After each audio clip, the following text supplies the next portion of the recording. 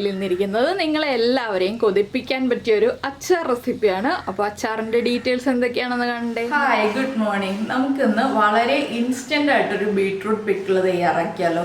നമ്മൾ സാധാരണ beetroot pickle തയ്യാറാക്കുന്നതിനേക്കാൾ ഒരുപാട് വ്യത്യസ്തമായ രീതിയിൽ ഏറ്റവും ഈസി ആയിട്ട് തയ്യാറാക്കി ഉടനെ തന്നെ കഴിക്കുകയും ചെയ്യാം. അപ്പോൾ എങ്ങനെയാണ് നമ്മുടെ ഇൻസ്റ്റന്റ് ബീട്രൂട്ട് പിക്കിള് തയ്യാറാക്കുന്നത് നോക്കാം. പക്ഷേ ഈ ഒരു ബീട്രൂട്ട് പിക്കിള് 3-4 ദിവസത്തിൽ കൂടുതൽ വെച്ചുകൊണ്ടിരിക്കരുത് കേട്ടോ. നമുക്ക് ഉടനെ തന്നെ ഉപയോഗിച്ച് തീർക്കുകയും ചെയ്യാം. ഒരു 4 ദിവസത്തേക്കുള്ള ചെറിയ ക്വാണ്ടിറ്റി വീതം നമുക്ക് ഉണ്ടാക്കി വെക്കാം. അപ്പോൾ നമുക്ക് എങ്ങനെ തയ്യാറാക്കാൻ നോക്കാമല്ലോ. നമുക്ക് നമ്മുടെ ഇൻഗ്രീഡിയൻസ് നോക്കാം. ഞാനിപ്പോൾ ഒരു വലിയ ബീട്രൂട്ട് എടുത്തിട്ടുണ്ട്. അതിലേക്ക് ഒരു ചെറിയ സവോള എടുത്തിട്ടുണ്ട്. വലിയ സവോള വേണ്ട കേട്ടോ, ഇല്ലെങ്കിൽ നമുക്ക് ഉള്ളി എടുക്കാം. ഉള്ളിയാണെങ്കിൽ ഒരു 15 ഉള്ളി എടുക്കുക.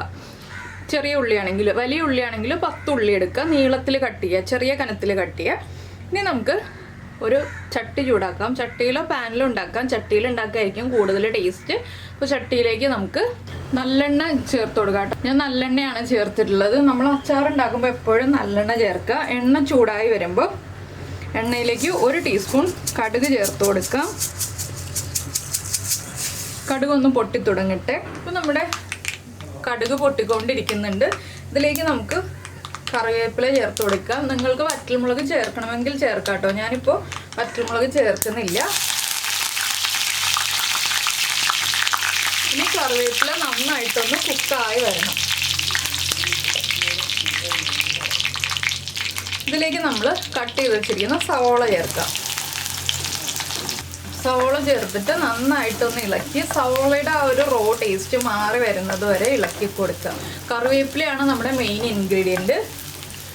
അപ്പോൾ കറിവേപ്പില ചേർത്ത് സവോള ചേർത്തിട്ട് ഒന്ന് വഴറ്റുക. സവോളയുടെ കളറൊക്കെ ഒന്ന് മാറി വരുന്നത് വരെ നമുക്കൊന്ന് ഇളക്കി കൊടുക്കാം. സവോളയൊക്കെ കുക്കായി വന്നിട്ടുണ്ട്. ഇതിലേക്ക് നമുക്ക് പൊടികൾ ചേർത്ത് കൊടുക്കാം. ആദ്യം ഞാൻ ചേർക്കുന്നത് മഞ്ഞൾപ്പൊടിയാണ്, 1/2 ടീസ്പൂൺ. ഫ്ലെയിം കുറച്ച് വെച്ചിട്ട് നമ്മൾ പൊടികൾ ചേർക്കാം കേട്ടോ. അതുപോലെ തന്നെ 1/2 ടീസ്പൂൺ കായപ്പൊടി ചേർക്കുക. 1/2 ടീസ്പൂണിൽ കൂടരുത്. നമ്മൾ ഒരു ബീട്രൂട്ട് എടുക്കുന്നതിൻ്റെ അളവുകളാണ് ഞാൻ പറയുന്നത് കേട്ടോ. ഒരു 1/4 കിലോ ബീട്രൂട്ടിനുള്ള അളവുകൾ. ഈ മഞ്ഞൾപ്പൊടിയും കായപ്പൊടിയും ഒന്ന് കുക്കായി തുടങ്ങണം. അതിന് ശേഷം നമുക്ക് എരിവുള്ള മുളക് പൊടിയാണെങ്കിൽ 1.25 ടീസ്പൂൺ ചേർക്കുക. ഞാനിപ്പോൾ കാശ്മീരി ചില്ലി പൗഡറാണ് ചേർക്കുന്നത്. അതുകൊണ്ട് 2 ടീസ്പൂണാണ് ചേർക്കുന്നത്. നമ്മൾ പച്ചമുളകൊന്നും ചേർക്കുന്നില്ല ഈ അച്ചാറിൽ. 2-2.25 ടീസ്പൂൺ വരെ ചേർക്കാം കേട്ടോ, കാശ്മീരി ചില്ലി പൗഡറാണെങ്കിൽ. അപ്പോൾ നമ്മൾ ആദ്യം ഇത്രയും എണ്ണ ഒഴിച്ചത് എന്താണെന്ന് സംശയിക്കേണ്ട. നമ്മുടെ പൊടികളും ബീട്രൂട്ടും എല്ലാം കുക്കാവാനായിട്ട് നമുക്ക് ഇത്രയും എണ്ണ ആവശ്യമാണ്. പിന്നെ അച്ചാർ മോശമായി പോവാതിരിക്കാനും ഇത്രയും എണ്ണ ആവശ്യമാണ്. നമ്മൾ വേറെ എക്സ്ട്രാ വിനിഗർ ഒന്നും ചേർക്കുന്നില്ലല്ലോ. കാശ്മീരി ചില്ലി പൗഡർ കുക്കായി വരാൻ കുറച്ച് സമയം എടുക്കും. അപ്പോൾ നമ്മൾ ഒന്ന് ഇളക്കി കൊടുത്ത് 1 മിനിറ്റ് സമയം എടുത്ത് കാശ്മീരി ചില്ലി പൗഡർ ഒന്ന് കുക്ക് ചെയ്തെടുക്കുക. അപ്പോൾ നിങ്ങൾ ആദ്യം അച്ചാർ ഉണ്ടാക്കാൻ തുടങ്ങുന്നതിന്, ബീട്രൂട്ട് കട്ട് ചെയ്യുന്നതിന് മുന്നേ തന്നെയായിട്ട് പുളി വെള്ളത്തിലിട്ട് വയ്ക്കുക. ഒരു ചെറുനാരങ്ങ വലിപ്പത്തിലുള്ള വാളൻപുളി ഒരു 1.5 കപ്പ് വെള്ളത്തിൽ ഇട്ട് വയ്ക്കുക കേട്ടോ. 1.5 കപ്പ് വെള്ളമാണ് നമ്മൾ ബീട്രൂട്ട് കുക്ക് ചെയ്യാനായിട്ട് ഈ ഒരു അച്ചാറിലേക്ക് ചേർക്കുന്നത്. വിനിഗർ ചേർത്തിട്ടും ഈ അച്ചാർ ഉണ്ടാക്കാം, പക്ഷേ ഏറ്റവും ടേസ്റ്റ് പുളി ചേർത്തിട്ട് ഉണ്ടാക്കുന്നതാണ്. നമ്മളിങ്ങനെ ഇളക്കി കൊടുത്തുകൊണ്ടേയിരിക്കണം, കൈയെടുക്കാതെ ഇളക്കി കൊടുത്തുകൊണ്ടേയിരിക്കുക. ഇല്ലെങ്കിൽ നമ്മുടെ മുളക് പൊടിയൊക്കെ കരിഞ്ഞു പോവും. ഇതൊക്കെ നമ്മുടെ അച്ചാർ ഉണ്ടാക്കാൻ തുടങ്ങുന്ന കുട്ടികൾക്കായിട്ട്, പഠിച്ചു തുടങ്ങുന്ന കുട്ടികൾക്കായിട്ടാണ് ഞാൻ ഇത്രയും ഡീറ്റെയിൽ ആയിട്ട് പറയുന്നത്. അല്ലാതെ അച്ചാർ ഉണ്ടാക്കാൻ അറിയുന്ന എല്ലാവരും സ്കിപ്പ് ചെയ്തോളൂ കേട്ടോ. ഈ ഒരു പോർഷനൊക്കെ ഞാൻ എക്സ്പ്ലെയിൻ ചെയ്ത് പറയുമ്പോൾ എനിക്ക് കമൻറ്റ്സ് വരാറുണ്ട്, എന്തിനാണ് ഇത്രയും ഡീറ്റെയിൽ ആയിട്ട് പറയുന്നതെന്നുള്ളത്. അപ്പോൾ നമ്മുടെ ബീട്രൂട്ടും ചേർത്ത് കഴിഞ്ഞു. ഇനി നന്നായിട്ടൊന്ന് ഇളക്കി കൊടുക്കുക. ഇപ്പോൾ കണ്ടോ, എണ്ണ പാകത്തിനായി കഴിഞ്ഞു. ഇനി നമുക്കൊരു 3 മിനിറ്റ് ബീട്രൂട്ട് ഒന്ന് വഴറ്റിയെടുക്കാം. ലോ ഫ്ലെയിമിൽ തന്നെ എണ്ണയിലിട്ട് വഴറ്റിയെടുക്കുക.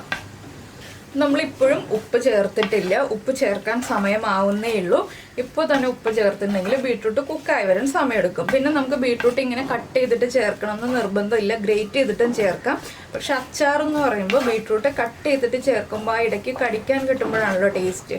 അതുകൊണ്ടാണ് നമ്മൾ ബീട്രൂട്ട് കട്ട് ചെയ്ത് ചേർക്കുന്നത്. ഇനി നമുക്കിത് ഇളക്കി കൊടുത്തിട്ട് 3 മിനിറ്റ് കഴിഞ്ഞിട്ട് ബാക്കിയുള്ള ഇൻഗ്രീഡിയൻസ് ആഡ് ചെയ്യാം. ഇപ്പോൾ നമ്മുടെ ബീട്രൂട്ട് നന്നായിട്ട് വഴന്ന് വന്നിട്ടുണ്ട്. ഇനി നമുക്കിതിലേക്ക് ഉപ്പ് ചേർക്കാം.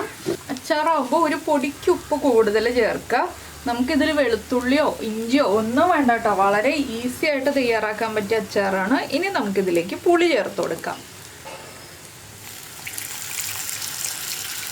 പുളി ചേർത്തിട്ട് നന്നായിട്ടൊന്ന് ഇളക്കി മിക്സ് ചെയ്യുക.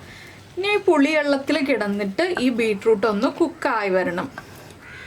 ഇനി ഇതിലേക്ക് നമുക്ക് 2 ഇൻഗ്രീഡിയൻസും കൂടി ചേർക്കാനുണ്ട്. പുളി ഒന്ന് ബാലൻസ് ആയി വരാനായിട്ട്. ഇപ്പോൾ കുറച്ച് പുളി കൂടുതലായിരിക്കും, അച്ചാറാകുമ്പോൾ പുളി എരിവൊക്കെ കുറച്ച് കൂടുതൽ വേണം. അപ്പോൾ പുളി ഒന്ന് ബാലൻസ് ആവാനായിട്ട് 1 ടീസ്പൂൺ ശർക്കര ചേർത്ത് കൊടുക്കുക. ഈ ശർക്കരയും കൂടി ഒന്ന് മെൽറ്റ് ആയി വരട്ടെ. ഞാൻ ഒന്ന് കട്ട് ചെയ്തെടുത്ത ശർക്കരയാണ് കേട്ടോ ചേർത്തിട്ടുള്ളത്. ഇങ്ങനെയും നമുക്ക് ഈ ഒരു അച്ചാർ സെർവ് ചെയ്യാം. ഒരു ഗ്രേവി ആയിട്ട് സെർവ് ചെയ്യണമെങ്കിൽ, ഒരു തൊടുകറി പോലെ വേണമെന്നുണ്ടെങ്കിൽ ഈ ഒരു പുളി ചേർത്ത് 2 മിനിറ്റ് തിളച്ച് കഴിയുമ്പോൾ നമുക്ക് ഒരു തൊടുകറിയായിട്ടും ബീട്രൂട്ട് തൊടുകറിയായിട്ട് നമുക്ക് സെർവ് ചെയ്യാം. സദ്യയിലൊക്കെ സെർവ് ചെയ്യാനാണെങ്കിൽ. അല്ല നമുക്ക് അച്ചാറായിട്ട് സൂക്ഷിച്ച് വെക്കാനാണെന്നുണ്ടെങ്കിൽ, ഒരു 4-5 ദിവസത്തേക്ക് സൂക്ഷിച്ച് വെക്കാനാണെന്നുണ്ടെങ്കിൽ നന്നായിട്ടൊന്ന് കുറുകി വരുന്നത് വരെ നമ്മൾ തിളപ്പിച്ചെടുക്കുക. അപ്പോൾ തൊടുകറിയായിട്ട് സെർവ് ചെയ്യാനാണെങ്കിൽ ഞാൻ ചേർക്കുന്ന ലാസ്റ്റ് ഇൻഗ്രീഡിയൻറ്റ് നിങ്ങൾ ഫ്ലെയിം ഓഫ് ചെയ്യുമ്പോൾ തന്നെ ചേർക്കുക. ഇല്ലെങ്കിൽ നമ്മൾ അച്ചാറായിട്ട് സെർവ് ചെയ്യാനാണെങ്കിൽ ലാസ്റ്റ് നമ്മൾ ഫ്ലെയിം ഓഫ് ചെയ്യുമ്പോൾ ചേർക്കുന്ന ഇൻഗ്രീഡിയൻറ്റ് അപ്പോൾ മാത്രം ചേർത്ത് കൊടുക്കുക. പിന്നെ ഉപ്പ് ഏത് സ്റ്റേജിൽ വേണമെങ്കിലും ആഡ് ചെയ്യാം കേട്ടോ. അപ്പോൾ ഇനി നന്നായിട്ടൊന്ന് തിളച്ച് കുറുകി വരട്ടെ. അപ്പോൾ ഇതാ നമ്മുടെ അച്ചാർ റെഡി ആയിട്ടുണ്ട്. ഞാൻ ഫ്ലെയിം ഓഫ് ചെയ്യാണ്. ഇനി നമുക്കിതിലേക്ക് മൺചട്ടി ആയതുകൊണ്ട് കുറച്ച് സമയം തിളച്ചുകൊണ്ടിരിക്കുന്നുണ്ട്. അപ്പോൾ നമ്മൾ ധൃതി പിടിക്കണ്ട, പതുക്കെ ഒരു 1/2 ടീസ്പൂൺ, നിങ്ങൾ എത്രയാണോ കായപ്പൊടി എടുത്തത് അത്രയും തന്നെ ഉലുവ ചൂടാക്കി പൊടിച്ചത്.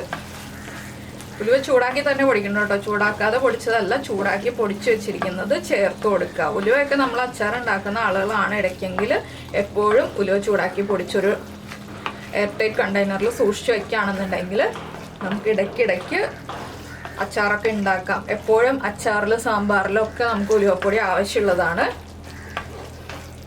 അപ്പോൾ ഈ ഉലുവപ്പൊടിയും കൂടി മിക്സ് ചെയ്തിട്ട് നമുക്ക് സെർവ് ചെയ്യാം. സെർവ് ചെയ്യാമെന്ന് വെച്ചാൽ ഉടനെ കഴിക്കുക എന്നുള്ളതല്ല കേട്ടോ ഞാൻ ഉദ്ദേശിച്ചത്. ഇതൊരു ബൗളിലേക്ക് മാറ്റുക എന്നുള്ളതാണ്.